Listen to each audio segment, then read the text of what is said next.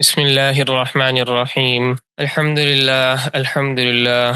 لله الذي جعل الحديث نورا للقلوب وشفاء للصدور، والصلاة والسلام على سيدنا محمد الذي أوتي جوامع الكلم وعلى آلہ واصحابہ اجمعین، اما بعد۔ معزز حاضرین، آج ہمارے درس حدیث کی پہلی مجلس ہے۔ اللہ تبارک و تعالی اسے دن دگنی رات چگنی ترقی نصیب فرمائے، اور ہم سب کو اللہ تبارک و تعالی احادیث طیبہ کا نور نصیب فرمائے۔ ابتدائی گفتگو اور ضروری گفتگو احادیث طیبہ کے حوالے سے، علم حدیث کے حوالے سے، اور جس کتاب کا درس روزانہ ہوا کرے گا انشاءاللہ تعالی ریاض الصالحین، اس کے حوالے سے ضروری گفتگو وہ آپ نے کل کی نشست میں سن لی اور سمجھ لی۔ آج بغیر کسی تاخیر کے، کیونکہ وقت انتہائی مختصر ہوگا ہمارے پاس، صرف اور صرف 10 منٹ، تو ہم کتاب کو شروع کرتے ہیں۔ اکثر مؤلفین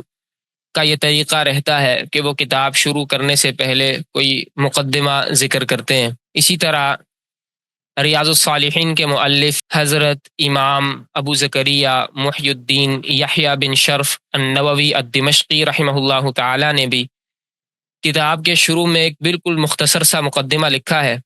ہم انشاءاللہ تعالی بطور برکت اس کی عبارت پڑھیں گے، اور عبارت کے بعد 5 سے 6 یا 7 لائنوں میں انشاءاللہ تعالی اس کا خلاصہ ہم آپ سے عرض کریں گے۔ اللہ اکبر۔ مصنف کے حوالے سے تو یقیناً آپ واقف ہوں گے۔ مؤلف کے حوالے سے بہت ہی مشہور عالم ہیں، اور بہت سی کتابیں انہوں نے تصنیف فرمائیں، بہت سی کتابیں لکھیں، اور بہت سی جلدوں میں بڑی بڑی کتابیں بھی لکھیں، جن کی تعداد 30 سے بھی زائد ہے، اور ان سے امت نے بہت فائدہ بھی اٹھایا۔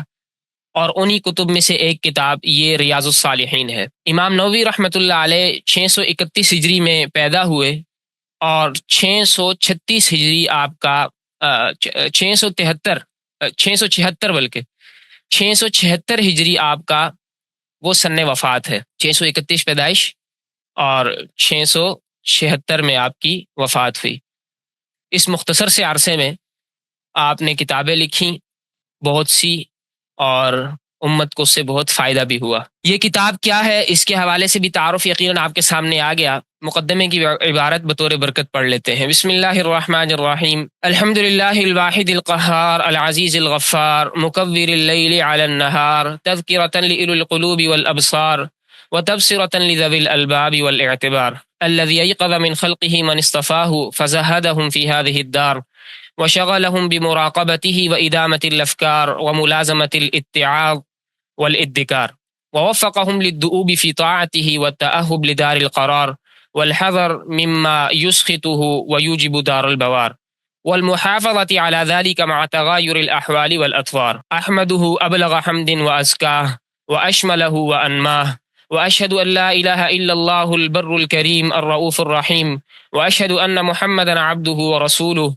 وحبيبه وخليله الهادي إلى صراط مستقيم والداعي إلى دين قويم صلوات الله وسلامه عليه وعلى سائر النبيين وآل كل وسائر الصالحين، أما بعد، فقد قال الله تعالى: وما خلقت الجن والإنس إلا ليعبدون ما أريد منهم من رزق وما أريد أن يطعمون، وهذا تصريح بأنهم خلقوا للعبادة فحق عليهم الاعتناء بما خلقوا له والإعراض عن حظوظ الدنيا بالزهادة، فإنها دار نفاد لا محل إخلاد، ومركب عبور لا منزل حبور، ومشرع انفصام لا موطن دوام، فلهذا كان الأيقاظ من أهلها هم العباد، وأعقل الناس فيها هم الزهاد. قال الله تعالى: إنما مثل الحياة الدنيا كماء أنزلناه من السماء فاختلط به نبات الأرض مما يأكل الناس والأنعام حتى إذا أخذت الأرض زخرفها وزينت وظن أهلها أنهم قادرون عليها أتاها أمرنا ليلا أو نهارا فجعلناها حصيدا كأن لم تغن بالأمس كذلك نفصل الآيات لقوم يتفكرون. والآيات في هذا المعنى كثيرة، ولقد أحسن القائل: إن لله عبادا فطنا طلقوا الدنيا وخافوا الفتنة نظروا فيها فلما علموا أنها ليست لحي وطنا جعلوها لجة واتخذوا صالح الأعمال فيها سفنا. فإذا كان حالها ما وصفته وحالنا وما خلقنا له ما قدمته فحق على المكلف أن يذهب بنفسه مذهب الأخيار ويسلك مسلك أولي النهى والأبصار ويتأهب لما أشرت إليه ويهتم بما نبهت عليه، وأصوب طريق له في ذلك وأرشد ما يسلكه من المسالك التأدب بما صح عن نبينا سيد الأولين والآخرين وأكرم السابقين واللاحقين صلوات الله وسلامه عليه وعلى سائر النبيين.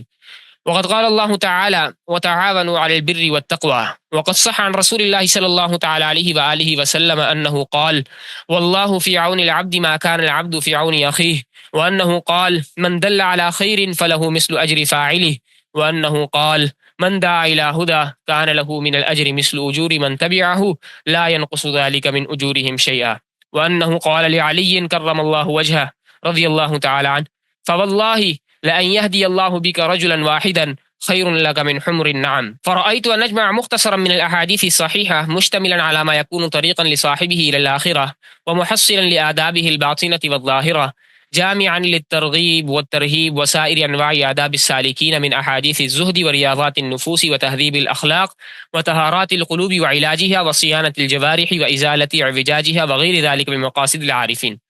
وألتزم فيه ألا أذكر إلا حديثا صحيحا من الواضحات مضافا إلى الكتب الصحيحة المشهورات، وأصدر الأبواب من القرآن العزيز بآيات كريمات، وأوشح ما يحتاج إلى ضبط أو شرح معنى خفي بنفائس من التنبيهات. وإذا قلت في آخر حديث متفق عليه فمعناه رواه البخاري ومسلم. وأرجو إن تم هذا الكتاب أن يكون سائقا للمعتني به إلى الخيرات، حاجزا له عن أنواع القبائح والمهلكات. وأنا سائل أخا انتفع بشيء منه أن يدعو لي ولوالدي ومشايخي وسائر أحبابنا والمسلمين أجمعين، وعلى الله الكريم اعتمادي وإليه تفضيلي واستنادي، وحسبي اللہ ونعم الوکیل ولا حول ولا قوة الا باللہ العزیز الحکیم۔ یہ مختصر سا خطبہ امام نووی رحمۃ اللہ علیہ نے کتاب کے شروع میں ذکر فرمایا ہے۔ اس خطبے میں شروع میں انہوں نے حمد و ثنا کے بعد انسان کو اس کی اصل مقصد کی طرف اس کی توجہ دلائی ہے۔ وما خلقت الجن والانس الا لیعبدون، کہ انسانوں اور جنوں کی پیدائش وہ عبادت کے لیے ہوئی ہے۔ تو جب انسان عبادت کے لیے پیدا کیا گیا ہے، دنیا اس کا اصل مقصد نہیں ہے بلکہ دنیا کی ثانوی حیثیت ہے۔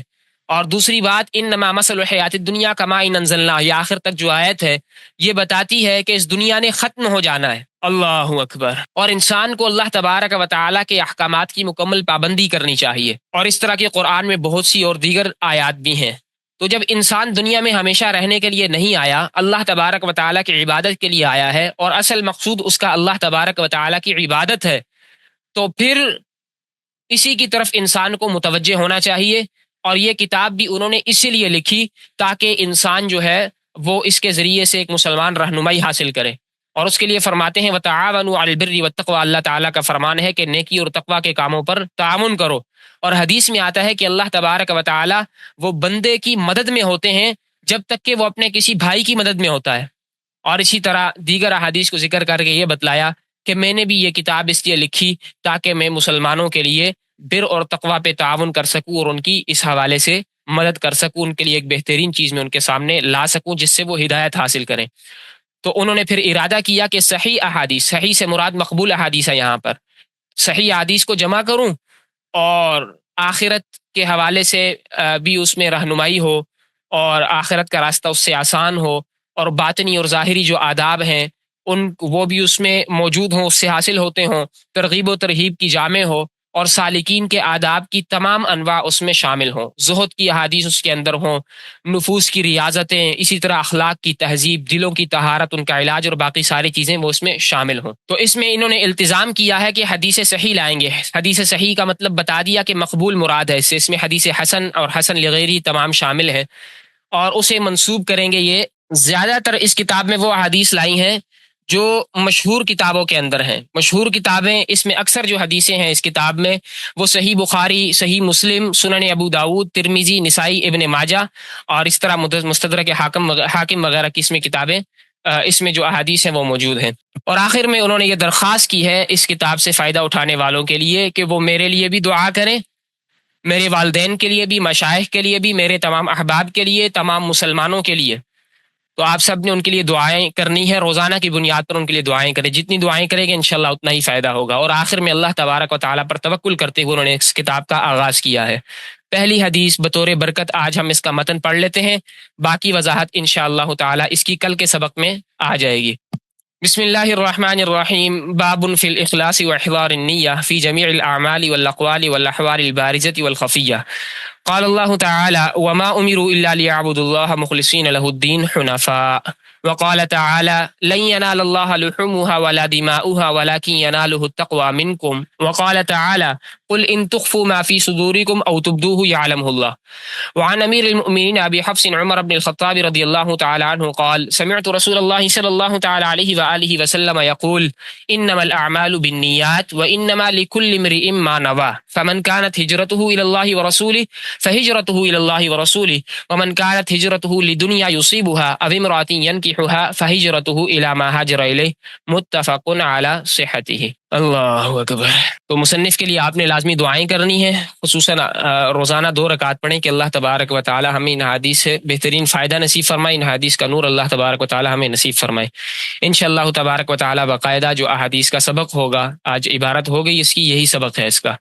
کل سے انشاءاللہ تبارک و تعالی مزید احادیث کی تشریح وغیرہ اور مکمل جو سلسلہ ہے اپنے شان پر آ جائے گا انشاءاللہ تعالی اللہ کے فضل سے۔